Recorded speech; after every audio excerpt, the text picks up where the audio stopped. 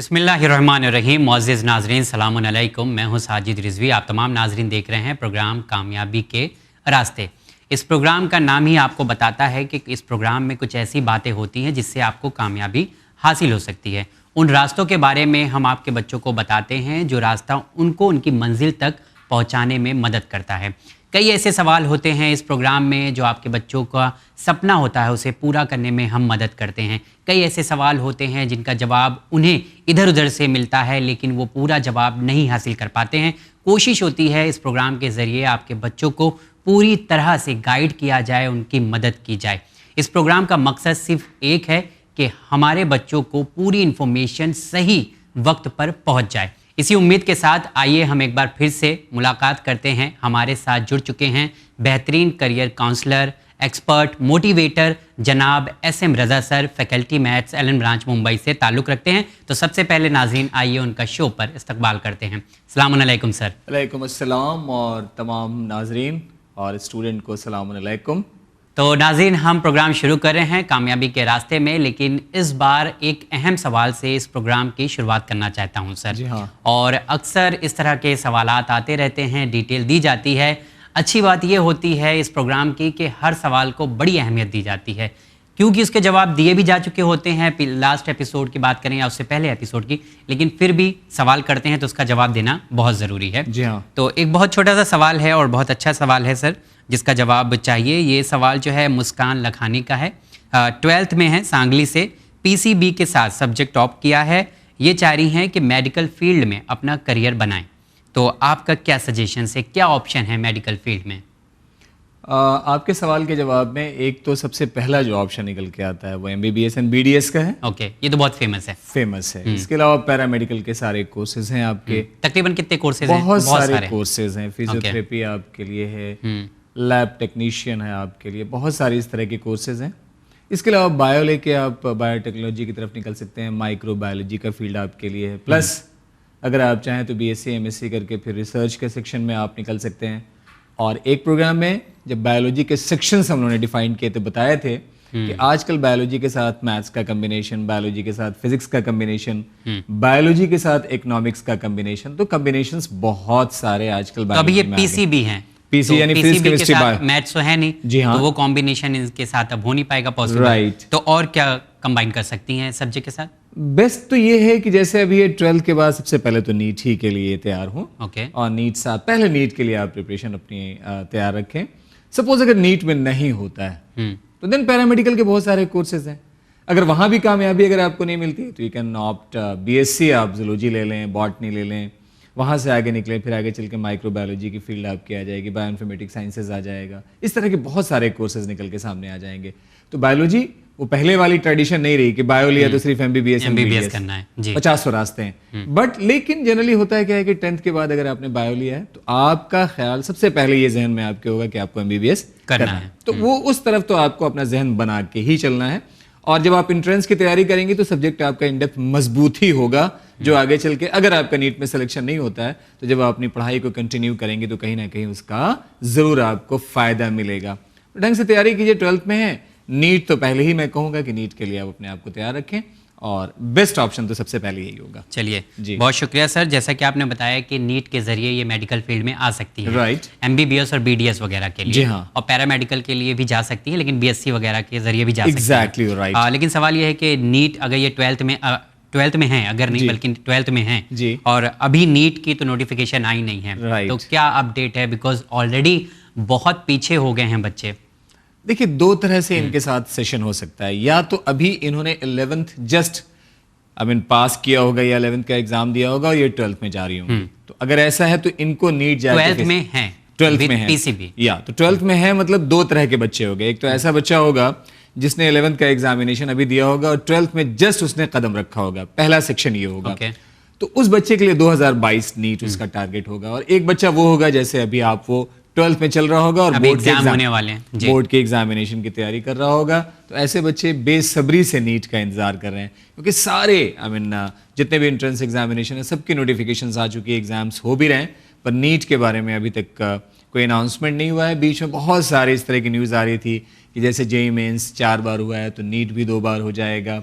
लेकिन फिर ऐसी news I times of India के हवाले से ये न्यूज़ आई कि किसी एक ऑफिशियल ने, जो एनटीए का ऑफिशियल, उसने बताया कि इस बार नीट एक ही बार होगा। तो मैं ये कहता हूं कि एक्यूरेट न्यूज़ के लिए आप अनाउंसमेंट का इंतजार करें। अभी तक नीट के डेट की कोई अनाउंसमेंट नहीं है। एंट्रेंस एग्जाम तो होने वाला है वो नीट है। का। ऐसा नहीं है कि 12th का एग्जाम देने के बाद आपके पास ऑप्शन नहीं होंगे, होगा, लेकिन अभी डेट डिसाइड नहीं हुई है। और ये मान के चलें साजिद साहब के एग्जामिनेशन मई या जून के एंड या जुलाई फर्स्ट वीक, यानी आप ये समझ लें कि नीट की जो भी डेट आएगी वो मई से जुलाई के दरमियान की ही होगी और एग्जामिनेशन होगा। Okay, very good sir. चलिए इसी के साथ जैसा कि हम लोग बात कर रहे हैं कि ऑलरेडी बच्चे लोग का जो तालीमी मैदान था वो धीमे धीमे मतलब दूर होता जा रहा है लोगों से। अब जो जोश के साथ पढ़ाई हम करते थे और लॉकडाउन में कोरोना की वजह से वो हमारे अंदर फुर्ती नहीं रह गई है पढ़ाई को लेके। और स्पेशली अगर हम 10th और 12th की बात करें तो दोनों ही बोर्ड एग्जामिनेशन है। तो अभी मतलब किस तरह से उन लोगों को तैयारी करना है और किस तरह से प्रिपेयर करें, क्योंकि कुछ ऐसा भी है सिलेबस बहुत ज़्यादा थे, तो सिलेबस के बारे में भी मैं चाहूँगा आप बताएं। तो क्या है प्रिपरेशन, किस तरह से करनी चाहिए? देखिए, हम लोग शुरू से एक बात कर रहे हैं कि एग्जामिनेशन तो होना है जी। अभी 12th का होना ही है, होना ही तो डिसाइड है, और 10th का भी ऑलमोस्ट कई बोर्ड जगह का पे भी हो एग्जामिनेशन होना है और रिमेनिंग जितने सारे एग्जामिनेशन तो होना है। अब अपने आप को कभी सैचुरेशन पॉइंट पे नहीं ले जाना है। नहीं, थोड़ा डिफिकल्ट हो रहा है कि Obviously. कैसे होगा एग्जाम, क्या ड्यूरेशन होगा, पूरे सिलेबस आने वाले हैं। कोई स्टेट में सुना है कि कुछ परसेंटेज पे भी सिलेबस को कट ऑफ किया गया है। तो तमिलनाडु ने एक फैसला जरूर किया है कि वहां पे 9th, 10th, 11th के एग्जाम्स नहीं होंगे और बच्चों को प्रमोट किया जाएगा। एक स्टेट अभी तमिलनाडु जो है पहला स्टेट निकल गया है, 9th, लेकिन 10th, 11th, not 12th। यानी 12th के बारे में तो अभी पूरी कंफर्मेशन उन्होंने नहीं दिया है, पर 9th, 10th, 11th के बारे में उन्होंने ऑलरेडी अनाउंसमेंट कर दिया है कि वहां पे इस तरह के एग्जाम्स नहीं होंगे। लेकिन दीगर स्टेट्स में एग्जाम ऑलरेडी, जैसे आप बिहार में देखेंगे, वहां बिहार बोर्ड के एग्जामिनेशन होने के लिए डेट्स आ गई हैं। सीबीएसई जिसमें सबसे ज्यादा बच्चे बैठते हैं एग्जामिनेशन में, CBSE 10th and 12th board examination की भी डेट आ गई है। उसको 1 by 1 करके हम लोग यहाँ पे बताएंगे बच्चों को। उसी तरह से ICSE and ISC 10th and 12th उसकी भी एग्जामिनेशन की डेट आ चुकी है।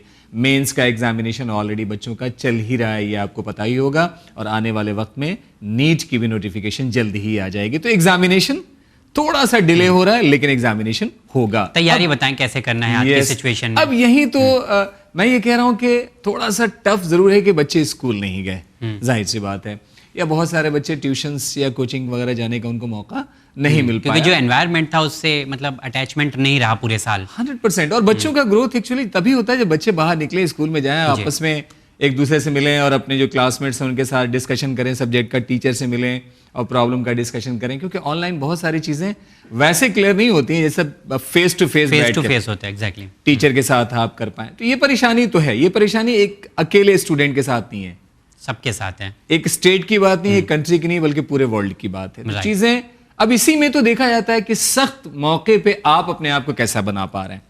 जितना आप अपने आप को प्रॉपर तरीके से वक्त का प्रॉपर इस्तेमाल करके आगे बढ़ाने की कोशिश करेंगे, आप ही लोगों में अलग दिखने लगेंगे। तो बच्चे तैयार हो रहे हैं। अब आप देखेंगे, मैं अभी आपको एक जेके बोर्ड का एग्जांपल दे रहा हूं। जम्मू एंड कश्मीर बोर्ड के 10th का रिजल्ट, मैं श्रीनगर था थोड़े दिन पहले और वहां मैंने देखा, तो हालत ये है कि वहां बच्चे 500 में 500 स्कोर कर रहे हैं।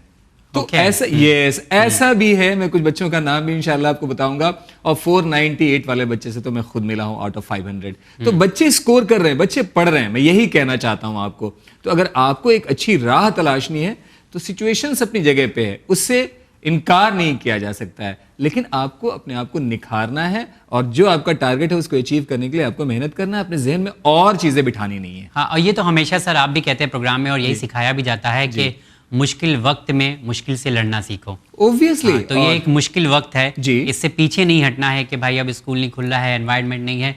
यही वक्त है शायद अपने आप को और ज्यादा पढ़ाई की तरफ लाने का, और वक्त बहुत ज्यादा मिल रहा है। जी, और मैं एक प्रेडिक्शन बता रहा हूं बच्चों को। जैसे जेईई मेंस का भी जो एग्जामिनेशन जो फेब वाला हुआ है अटेम्प्ट, तो वो फेब वाले अटेम्प्ट के बारे में बताया जा रहा है कि पिछले बार से इस बार कट ऑफ ज्यादा जाएगी। ओके, क्योंकि जो पढ़ने वाले बच्चे हैं जी, वो पढ़ रहे हैं और बल्कि एक इसको दीगर तरीके से देखने की कोशिश की है साजिद साहब। जो पढ़ने वाला बच्चा होता है, कभी कभी आपने देखा होगा, बल्कि आपने सवाल भी बहुत बार किया है कि मेरे घर पे बहुत ज्यादा मेहमान आते हैं, टेलीविजन चलता है, ये चलता है, और ऐसे लोगों का आना जाना होता है, तो हम पढ़ नहीं पाते क्योंकि हमको सुकून नहीं मिल पाता। लेकिन कम से कम इस पीरियड में इतना आइसोलेशन मिला है, जो पढ़ने वाले बच्चे हैं उन्होंने इस पीरियड को बहुत प्रॉपर तरीके से इस्तेमाल किया। हाँ, जैसा कि अभी हाल ही में एक न्यूज़ भी आई थी, मुंब्रा की रहने वाली जरीन खान ने सीए में टॉप किया था। देखिए, तो मतलब लॉकडाउन में इतनी सारी परेशानियों के बावजूद भी जहाँ लोग परेशान थे, उन्होंने इतनी कड़ी मेहनत की, मुश्किल भरा दौर रहा उनके लिए, क्योंकि फैमिली की जो कंडीशन थी वो भी अच्छी नहीं थी। तो कई ऐसे एग्जाम्पल सर आप हमेशा कोट करते रहते हैं, शायद मोटिवेट करने के लिए काफ़ी है। आप जितने भी कामयाब तरीन इंसान है, आप उनकी जिंदगी को उठा के देखिए, आप देखेंगे बहुत टफ कंडीशन से वो बाहर निकले जी। एपीजे अब्दुल कलाम के बारे में देखिए, हम लोगों ने प्रोग्राम में बताया था, तो डॉक्टर के शिवन के बारे में प्रोग्राम में हम लोगों ने बताया। तो इस तरह के लोग हमेशा निकलते ही हैं ऐसी फैमिली से, और ऐसे सिचुएशन में जहां टफ इन्वायरमेंट हो, वहां अपने आप को मेहनत करके और दूसरों से अलग ला के खड़ा करने की कोशिश वो करते हैं। तो अगर आपके दिल में इस तरह का जज्बा है तो सिचुएशंस अपनी जगह पे है और आपका टारगेट अपनी जगह पे है। जी, बहुत बहुत शुक्रिया सर। और भी कई सवाल है, और ये सवाल भी बहुत अच्छा है, बहुत अच्छा किया आपने ये सवाल करके, क्योंकि आजकल कोचिंग क्लास के बारे में अगर हम बात करें तो मतलब जब हम लोग जाते हैं फील्ड में तो पता चलता है सबकी यही कंप्लेन होती है कि कोचिंग की फ़ीस बहुत महंगी है और हर कोई अफोर्ड नहीं कर सकता, हर कोई नहीं दे सकता है। ठीक उसी तरीके से रुबीना ने सवाल किया है छत्तीसगढ़ से, ये कह रही हैं कि मुझे यूपीएससी की तैयारी करना है। अब यूपीएससी के लिए इन्होंने सुना है कि यूपीएससी कोचिंग की प्रिपरेशन के लिए अगर आपको जाना है तो दिल्ली बहुत अच्छा है, लेकिन वहाँ की जो कोचिंग क्लासेस उसकी फ़ीस बहुत महंगी है, इंक्लूडिंग जो है हॉस्टल, फूडिंग, एवरीथिंग अगर कर लें, और ये रहने वाली हैं कोलकाता की। तो इनको आप क्या सजेस्ट करेंगे कि कोचिंग के लिए, यूपीएससी की प्रिपरेशन के लिए दिल्ली जाना ज़्यादा सही है, या कोलकाता जो उनका होम टाउन है वहाँ पर भी रह के ये तैयारी कर सकती है? एकदम कर सकती हैं। और मैं आपको एक रेफरेंस दे रहा हूँ और आपके जरिए बच्चों को रेफरेंस दे रहा हूँ कि टॉप 100 का जो रिजल्ट है किसी भी साल का आप उठा के देखें, मैं दावे के साथ कहता हूं कि एटलीस्ट 30 से 40 बच्चे ऐसे होंगे जिन्होंने कोचिंग का मुंह नहीं देखा होगा, लेकिन टॉप 100 में आते हैं वो जी। तो कोचिंग कोई एक ऐसा नहीं है, कोई हार्ड एंड फास्ट कोई एक रूल नहीं है कि विदाउट कोचिंग आप ज्वाइन किए UPSC, civil services, NEET, JE या क्लैट के एंट्रेंस को आप क्वालिफाई नहीं कर सकते। कर सकते हैं, एकदम कर सकते हैं। अब दिल्ली के बारे में इन्होंने जो एक बात कही, देखिए होता क्या है कि जब आप किसी क्लास में बैठते हैं और क्लास में टफ कंपटीशन मिलता है तो आपके अंदर भी बेटरमेंट के चांसेस ज्यादा हो जाते हैं। दिल्ली में क्या होता है कि पूरे हिंदुस्तान से बच्चे यहाँ एटलीस्ट यूपीएससी सिविल सर्विसेज के लिए आज की डेट में दिल्ली है, इलाहाबाद है, लखनऊ भी एक अच्छा डेस्टिनेशन है, बेंगलुरु भी बहुत अच्छा निकल के आ रहा है। तो ऐसी जगहों पे बच्चे पहुंचते हैं, तो जहां हर जगह से बच्चे पहुंचते हैं वहां टैलेंटेड माइंड भी आता है। तो जब आप ऐसे बच्चों के दरमियान में बैठते हैं तो वहां पे फाइट भी, टफ कंपटीशन भी होता है, तो एक अच्छा एनवायरनमेंट वहां पे आपको मिलता है। लेकिन सबसे पहले देखना है कि आपके लिए सुटेबल क्या है। अगर आपकी इकोनॉमी, अगर आपकी जेब इस बात की परमिशन नहीं देती है कि आप दिल्ली तक आ गए हैं तो मोस्ट वेलकम, आप दिल्ली छोड़ें, आप कलकत्ता में ही बैठें, कोलकाता में बैठ के आप प्रिपरेशन करें। ऑनलाइन सारी आजकल सारी फैसिलिटीज, सारे स्टडी मटेरियल, टेस्ट सीरीज सारे अवेलेबल हैं, वो आप ज्वाइन कर लें और ज्वाइन करके आगे बढ़ाने की अपने आप को कोशिश करें। और मैंने एक चीज़ और भी देखा है यहाँ पे, एक बात मैं कह रहा हूँ, दिल्ली में बहुत सारे लोगों को जानता हूँ जो इस फील्ड से जुड़े हुए हैं। वो उनके ऑर्गेनाइजेशन में क्या होता है कि जब वो अपने यहाँ कोचिंग के लिए एक एंट्रेंस टेस्ट भी रखते हैं और जो बच्चे जिनके अंदर लियाकत होती है उनको फीस में वो रिडक्शन भी देते हैं। और रुबीना के लिए सबसे बेस्ट क्या होगा, जामिया मिलिया इस्लामिया में जो रेजिडेंशियल प्रोग्राम है यूपीएससी सिविल सर्विसेज का, वहाँ तो free lodging, fooding and coaching की फैसिलिटी है, तो उसकी तैयारी कर सकते हैं। यानी उसमें भी एडमिशन लेने के लिए अगर आपको यूपीएससी की तैयारी करना है तो उसके लिए जो इंटरनल एंट्रेंस एग्जाम होता है कुछ ऑर्गेनाइजेशन की तरफ से, वो आपको क्रैक करके हासिल हो सकता है। एग्जैक्टली जैसे जामिया मिलिया इस्लामिया के बारे में बताया, या आपने हमदर्द स्टडी सर्कल जो दिल्ली में उसका है, या यहाँ पे हज हाउस आपने देखा होगा महाराष्ट्र, मुंबई में, इस तरह से हैदराबाद में भी इस तरह के ऑर्गेनाइजेशन है जो कई फाउंडेशन, बहुत सारे फाउंडेशन आजकल कदम बढ़ा चुके हैं। और मैं समझता हूँ कि वेस्ट बंगाल में भी इस तरह के ऑर्गेनाइजेशन होंगे। अल-अमीन फाउंडेशन वालों को भी मैं जानता हूँ, उनके यहाँ भी इस तरह के बहुत सारे सोशल वेलफेयर के प्रोग्राम, एक बार हम लोग ने डिस्कस भी किया था, शायद उनसे कांटेक्ट करें तो हो सकता है, कर सकते हैं। तो आप इस तरह के ऑप्शंस आपको अक्रॉस इंडिया हर जगह पे मिलेगा। और जामिया मिलिया इस्लामिया तो आज की डेट में बहुत मशहूर हो चुका है यूपीएससी सिविल सर्विसेज के फ्री रेजिडेंशियल कोचिंग प्रोग्राम के लिए। तो उसका एंट्रेंस देके वहाँ पे आप ज्वाइन करें, फिर आपको पैसे के बारे में सोचना भी नहीं है। सर कोचिंग क्लासेस के लिए कौन सी बेस्ट मतलब इंस्टीट्यूट है यूपीएससी प्रिपरेशन के लिए? मैं तो सबसे पहले नाम पूछ रही हैं, मैं तो सबसे पहले कहूँगा कि जामिया मिलिया इस्लामिया का जो रेजिडेंशियल प्रोग्राम है आप उसको करें। जामिया हमदर्द के बारे में आपने जिक्र किया, इसके अलावा ध्येय है, चाणक्य है, वाजीराम रवि है जो दिल्ली में 3-4 ये कोचिंग है, ये बहुत ही अच्छा इनका स्कोर है, रिजल्ट है इनका खासतौर से मैं कहूँगा। जो बच्चे यहाँ पे पढ़ते हैं उनका स्कोर बहुत अच्छा होता है। तो जैसे वाजीराम रवि के बारे में बताया, चाणक्य के बारे में बताया, ध्येय के बारे में बताया, इनको भी आप ट्राई कर सकते हैं। ओके, साथ ही साथ सर इन्होंने एक और सवाल ऐड किया है, उसमें इन्होंने लिखा है कि sir I also thinking about taking online subscription. It is better or I will go with offline coaching. देखिए पिछले 10 महीने में तो आप देखें ऑफलाइन का कोई ऑप्शन था ही नहीं, और अभी भी देखेंगे तो बहुत सारे स्टेट में ऑफलाइन कोचिंग के ऑप्शंस अभी भी नहीं है। ओके, तो ऑनलाइन तो कंप्लीट पिछले साल बच्चों ने ऑनलाइन से प्रिपरेशन किया है, और ऑनलाइन जो इस साल आप देखें हुआ क्या, 2020 कंप्लीटली ऑफलाइन से बच्चे हटे रहे, लेकिन ऐसा तो हुआ नहीं कि बच्चों ने प्रिपरेशन नहीं किया। तो पहले जो मेथोडोलॉजी थी ऑनलाइन की, उसमें बहुत सारा इंप्रूवमेंट हर ऑर्गेनाइजेशन ने किया है। ओके, हाँ, क्योंकि तो सिचुएशन ऐसी थी जी, थोड़ा सा मौका मिला लोगों को। एग्जैक्टली तो अब जो ऑनलाइन का स्ट्रक्चर है वो पहले वाला नहीं है, बहुत ही मॉडिफाइड फॉर्म में है। तो अगर ऑनलाइन आपको मिल जाता है, वाजीराम रवि का मिल जाता है, ध्येय का या चाणक्य का मिल जाता है आपको आपके बजट में, तो आप उसको ज्वाइन कर सकती हैं। सर अब मैं चाहूँगा कि CBSE का जो एग्जामिनेशन है 10th बोर्ड का जी, तो उसकी क्या अपडेट है, क्या डेट फाइनलाइज हुई है? सबसे ज्यादा बच्चे जिस एग्जामिनेशन में बैठते हैं अभी आपने कहा था जी 10 CBSE है, और मई के फर्स्ट वीक से एग्जामिनेशन देखें, 4 मई से एग्जामिनेशन की डेट आ चुकी है, और 7 जून तक 10 CBSE के सारे एग्जाम्स होने जा रहे हैं।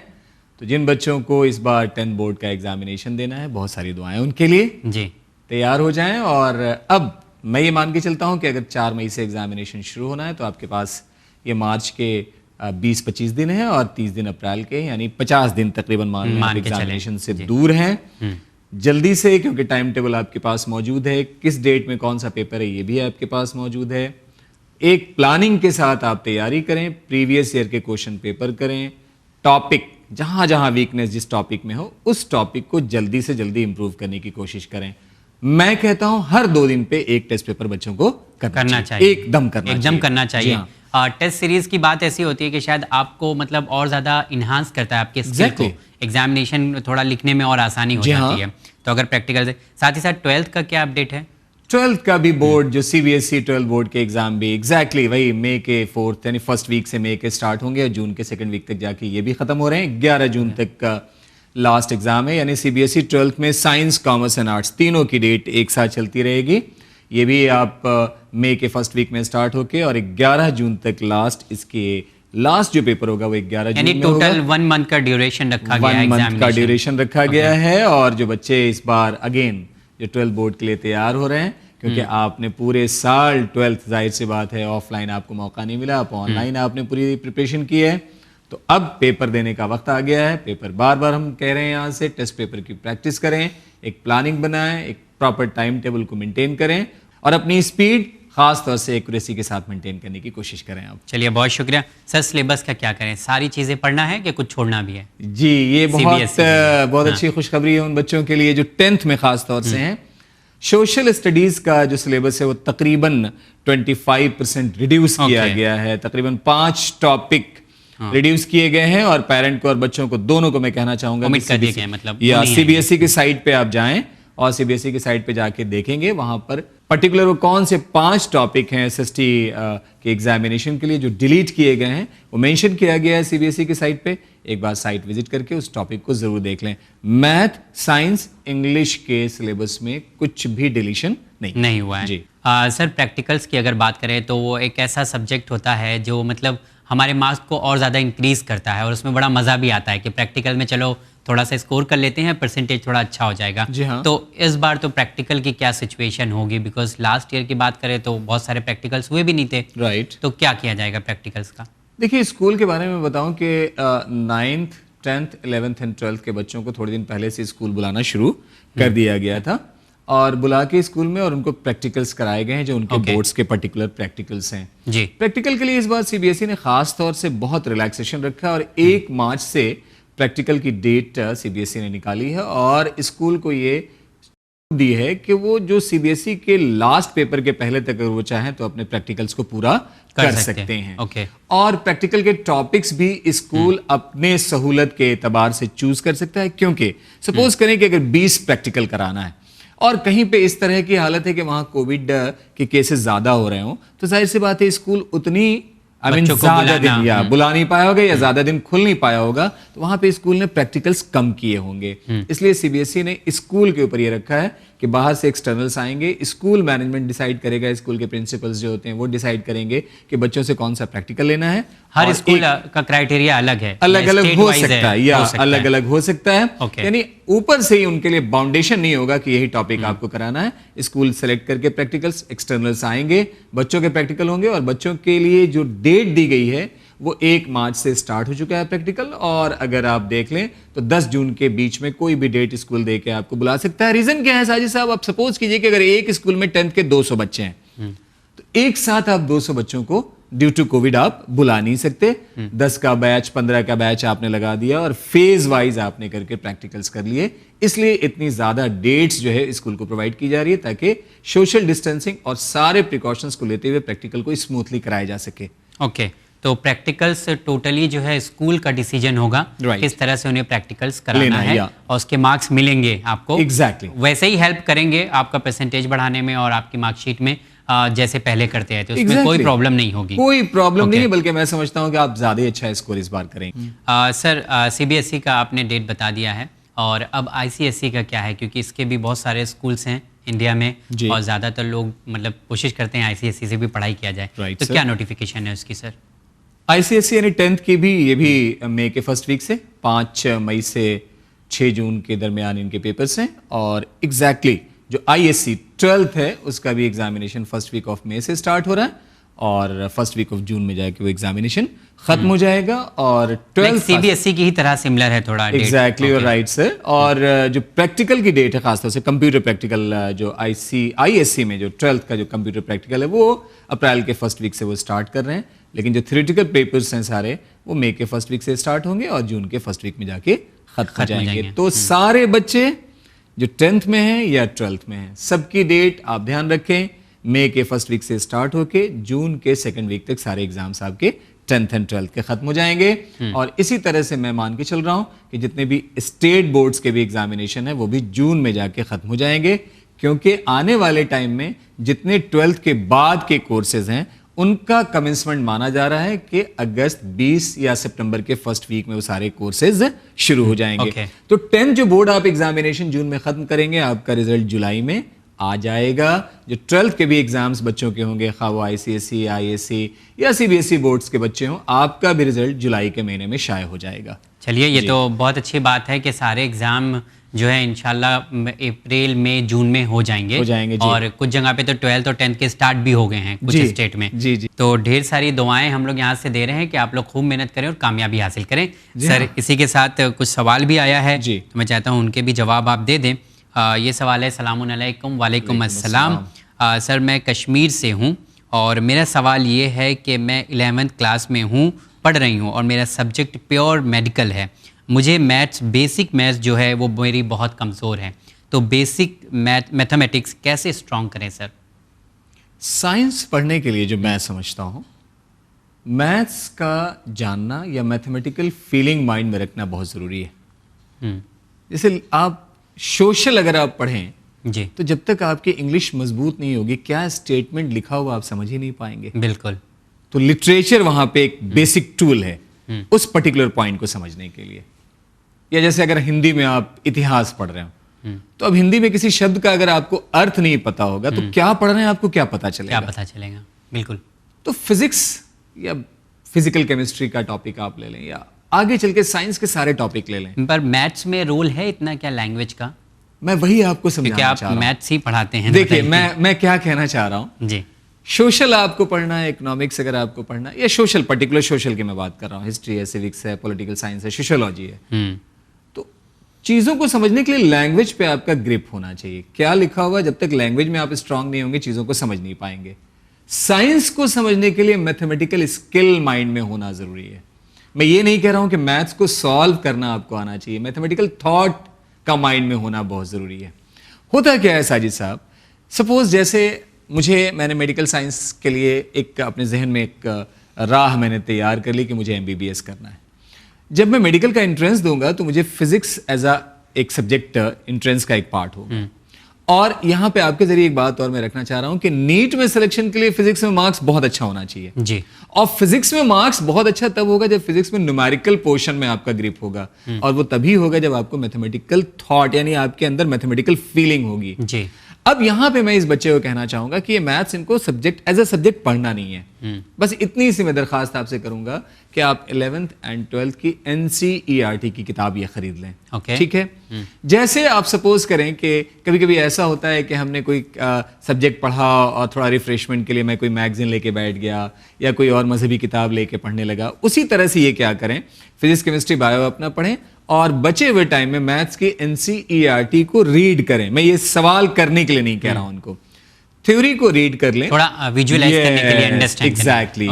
थ्योरी को रीड करें और जो उसमें इलस्ट्रेशंस हैं, जो सॉल्व्ड एग्जांपल है, उनको पढ़ें ताकि इनको पता चले कि इस तरह का क्वेश्चन अगर कहीं फिजिक्स में अटैच होता है तो उसे सॉल्व कैसे करना है। तो इस तरह की फीलिंग, इस तरह का अटैचमेंट आप NCERT के साथ करें। मैं फिर दोबारा कह रहा हूं, मैं आपको एक्सरसाइज सॉल्व करने के लिए नहीं कह रहा हूं। आप ट्रिग्नोमेट्री पढ़ लें, थोड़ी कैलकुलस पढ़ लें, थोड़ी कोऑर्डिनेट ज्योमेट्री पढ़ लें, उसकी थ्योरी पढ़ लें, उसके इलस्ट्रेशंस पढ़ लें, ये आपके फिजिक्स को इंप्रूव करने में बहुत वाइटल रोल प्ले करेगा।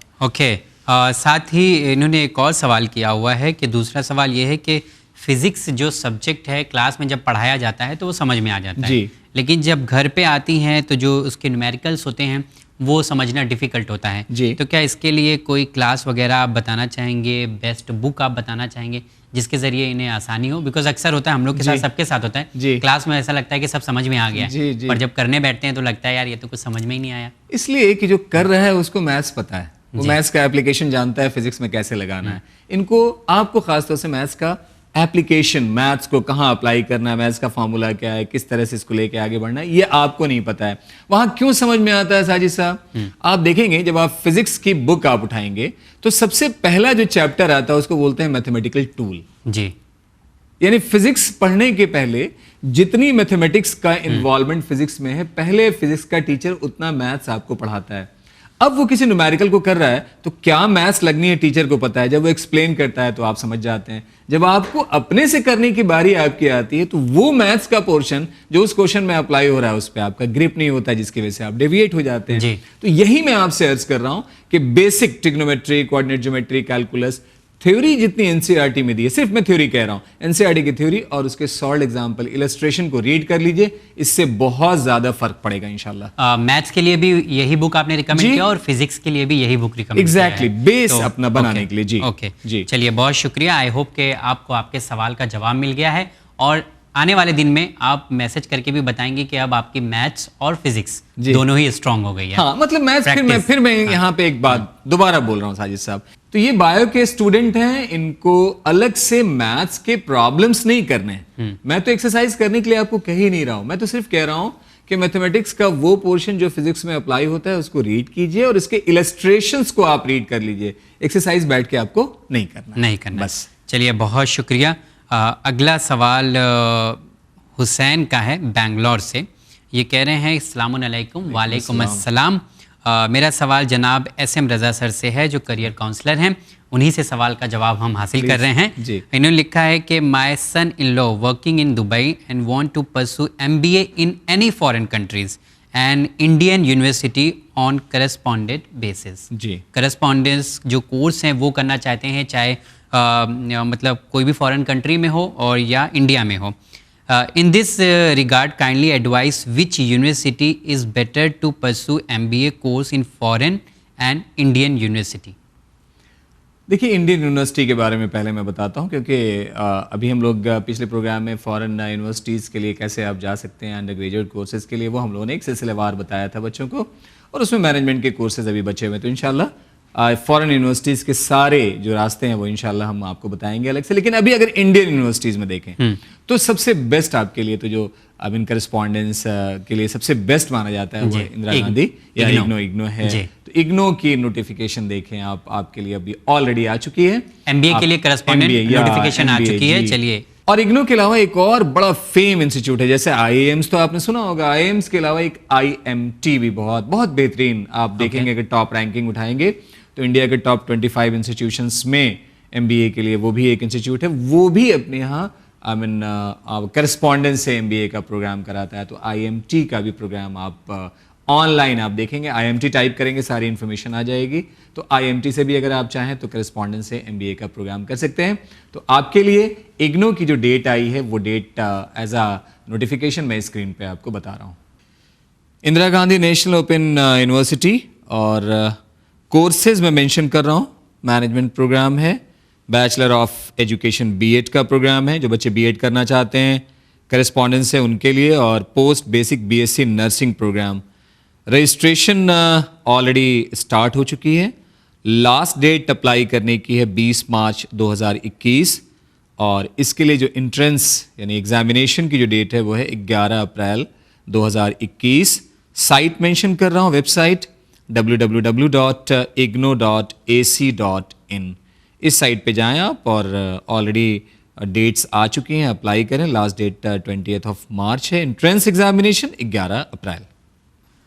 सर बहुत शुक्रिया। एक आखिरी सवाल इस प्रोग्राम में पूछना चाहूँगा कि गाइडलाइन आर फॉर SSC और ICSE बोर्ड एग्जामिनेशन, जितने भी एग्जाम्स होंगे, CBSE 10th 12th, ICSE 10th, ISC, जितने भी एग्जामिनेशन है सब में गाइडलाइन है। SOPs आपको फॉलो करना है। 50 ml का सैनिटाइजर आपको लेके जाना है। हैंड ग्लव्स ऑप्शनल है, अगर आप चाहें तो पहन सकते हैं, अदरवाइज अगर यूज नहीं करना चाहें तो ना करें आप। मास्क यहाँ पे मैंडेटरी है, आपको ध्यान रखना है। और अगर किसी भी तरह का कोई सिम्टम अगर आपको है तो आपको पहले उसे इन्फॉर्म करना है। एग्जामिनेशन हॉल में पहले पहुंचना आधा घंटा, और जहां आपको एंट्री पॉइंट है वहां पे सोशल डिस्टेंसिंग को फॉलो करना है, और तकरीबन स्टैंडिंग पोजीशन आपकी हर बच्चे के बीच में 6 फीट का फासला वहां पे मेंटेन करना है। और पानी की बोतल खुद अपनी ले जानी है, और ट्रांसपेरेंट वाटर बोतल होना चाहिए, जैसे हम लोग कॉमनली घरों में यूज करते हैं। डिफरेंट डिफरेंट कलर्स के बोतल होते हैं, वो कलरफुल बोटल्स अलाउड नहीं है। ऐसे बोतल ले जाने हैं जो ट्रांसपेरेंट बोतल है, जैसे बिस्लेरी का इस तरह के बोतल्स आपने देखे होंगे। तो मास्क मैंडेटरी है। 50 ml का एक हैंड सैनिटाइजर आपको लेके जाना है। ट्रांसपेरेंट वाटर बोतल आपको लेके जाना है। हैंड ग्लव्स का यूज मैंडेटरी नहीं है, अगर आप चाहें तो यूज कर सकते हैं। ओके, तो ये गाइडलाइन है कोविड के दौरान आपके एग्जामिनेशन के लिए, ताकि आपको भी मतलब सेफ्टी प्रोवाइड की जा सके। जी हाँ। चलिए बहुत बहुत शुक्रिया सर, काफ़ी इन्फॉर्मेशन आज आपने बच्चों तक पहुंचाया है, और बहुत ज़रूरी था ऐसी इन्फॉर्मेशन पहुंचना। उसके लिए आपका शुक्रिया अदा करते हैं। इंशाल्लाह उम्मीद करते हैं कि अगले एपिसोड में फिर आपसे मुलाकात होगी। जी हाँ, प्लीज़। जी, तो नाजरीन मुझे दीजिए इजाज़त। चैनल विन के इस प्रोग्राम कामयाबी के रास्ते में आपके लिए बहुत कुछ होता है, और हर हफ्ते इस प्रोग्राम के ज़रिए बेहतरीन इन्फॉर्मेशन आप तक पहुंचाई जाती है। और आप भी किसी तरह की कोई इन्फॉर्मेशन चाहते हैं एजुकेशन से मुतालिक, यानी इल्मी मैदान से मुतालिक, तो आप जो है सवाल पूछ सकते हैं। हमारा ईमेल एड्रेस है winislam@gmail.com। साथ ही साथ व्हाट्सएप के ज़रिए भी आप सवाल कर सकते हैं। व्हाट्सएप नंबर है 9930474147। इंशाल्लाह अगले एपिसोड में फिर मुलाकात होगी। और जाते जाते बता दें कि अगले एपिसोड में सर हम लोग बात करेंगे सैनिक स्कूल के बारे में। जी, सैनिक स्कूल अभी तक अगर जो लोग जानते थे बड़ी अच्छी बात है, जो नहीं जानते थे उन तक एक इन्फॉर्मेशन पहुंचेगी कि सैनिक स्कूल क्या होता है इसमें, और इसमें एडमिशन कैसे होता है। अगले एपिसोड में इस पर हम लोग बात करेंगे। जुड़िएगा हमारे साथ, देखते रहिए चैनल विन। बहुत बहुत शुक्रिया।